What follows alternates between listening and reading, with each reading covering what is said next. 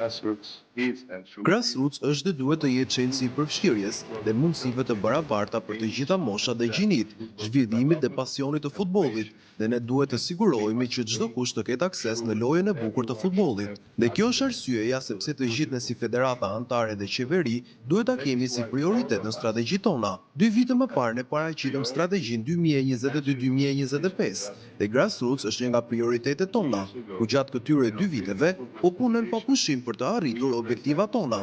Si antar krenar të kartës së Grassroots, Federata Shqiptare e Futbollit nuk do të ketë prioritet vetëm rritjen e pjesëmarrjes, por edhe të mbështesë çdo që është tashmë pjesë e këtij sistemi.